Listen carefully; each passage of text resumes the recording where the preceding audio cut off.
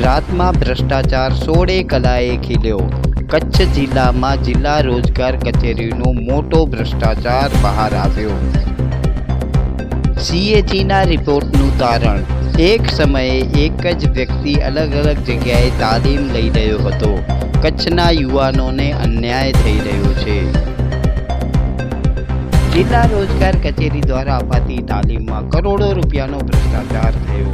કચ્છના યુવાનોને રોજગારી ન મળી। ટ્રેનિંગના નામે બોગસ લોકોને ટ્રેનિંગ આપવામાં આવી, પરંતુ સાચા તાલીમાર્થીઓને તાલીમ નહીં। કચ્છનો ભવિષ્ય અંધકારમાં મુકાયો। નમસ્કાર, આવાજ જનતા કીમાંથી હું દતેશ ભાવસાર।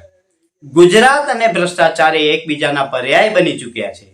સામાન્ય રીતે આ વાત વિપક્ષ કહેતો હોય, સામાન્ય રીતે આ વાત પત્રકાર કહેતા હોય, પરંતુ સરકારની ઓડિટ કરનારી જે એજન્સી છે, કંટ્રોલર ઓડિટર જનરલ, એના જે આપણે રિપોર્ટ જોઈએ છે, એ રિપોર્ટ પરથી એવું પ્રસ્થાપિત થાય છે કે ગુજરાત અને ભ્રષ્ટાચાર એકબીજાનો પર્યાય બની ચૂક્યા છે।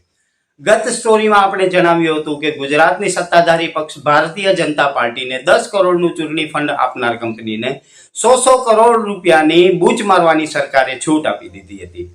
આજે આપણે વાત કરીશું કચ્છ જિલ્લાના રોજગાર કચેરીની।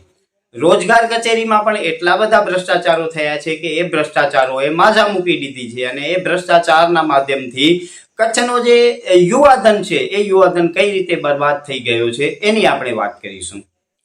ગુજરાતમાં જિલ્લા રોજગાર કચેરીએ જે સ્કીમો બહાર પાડી છે, એ સ્કીમોના અંતર્ગત કચ્છ જિલ્લામાં પણ અનેક લોકોને રોજગારી આપવા માટેના કેમ્પો કરવામાં આવ્યા હતા।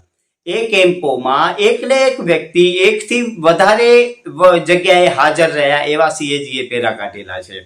લગભગ 266 જેટલા તાલીમાર્થીઓ એવા છે કે જે એક જ તારીખે એક જ સમયે અનેક જગ્યા ઉપર મોજૂદ હતા।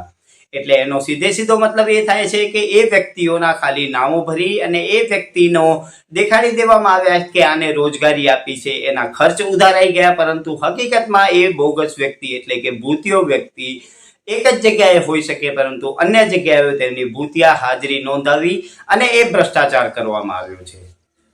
પરંતુ અહીં બહુ વિચિત્ર વાત એ છે કે 10 જેટલા પ્રશિક્ષકો પણ એવા હતા કે જે એક જ તારીખે એક જ સમયે એકથી વધારે જગ્યાએ પ્રશિક્ષણ આપી રહ્યા હતા।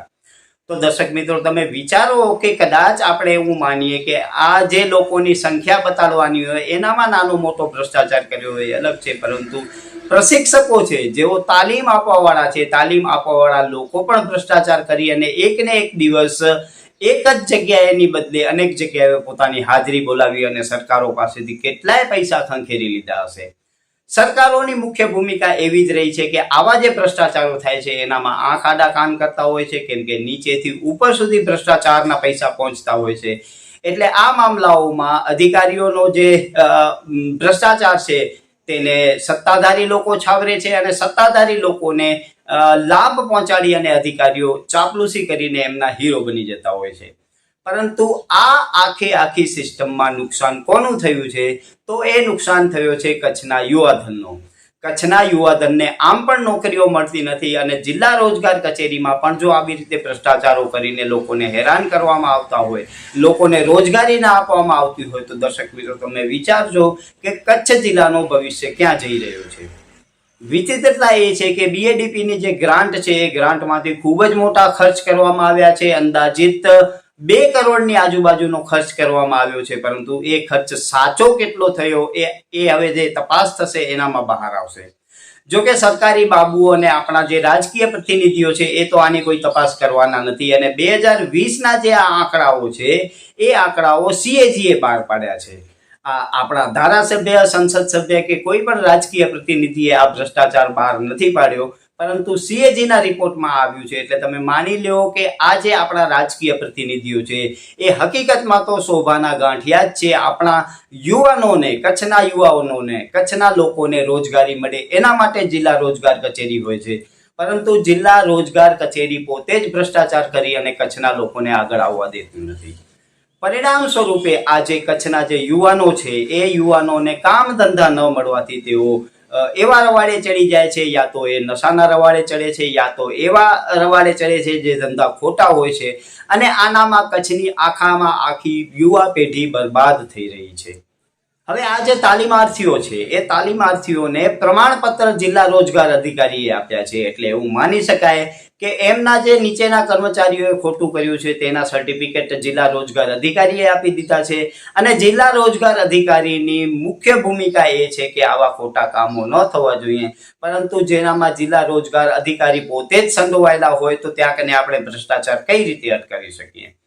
કચ્છ જિલ્લામાં જો આવા ભ્રષ્ટાચારો થતા હોય અને કચ્છના 6 ધારાસભ્યો અને 1 સાંસદ છે તે મૂંગું મૌન સેવીને બેઠા હોય તો આપણે એવું માની લેવાનું થાય કે તેઓ માત્ર મત લેતી વખતે જ તમારી પાસે આજીજીઓ કરે છે, પરંતુ તમારા ભવિષ્ય, તમારા દીકરાઓને નોકરીઓ મળવા માટે તેઓ કશું જ કરતા નથી.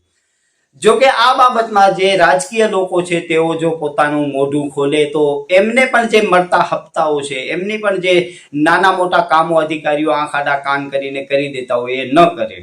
એટલે જે આ રાજકીય નેતાઓ છે જો એ બોલે તો એમના વટાણા વેરાઈ જાય અને એમનું બધું જ ધનોત ફનોત નીકળી જાય. જો નિયમો મુજબ કાર્યવાહી થતી હોય તો આવા કેટલાય લોકો ફસાય એમ છે, પરંતુ આ સત્તા પક્ષ અને સરકારી બાબુઓ સાથે મળીને એટલા મોટા ભ્રષ્ટાચારો કરી રહ્યા છે કે જેનું નુકસાન કચ્છની યુવા પેઢીને થઈ રહ્યું છે.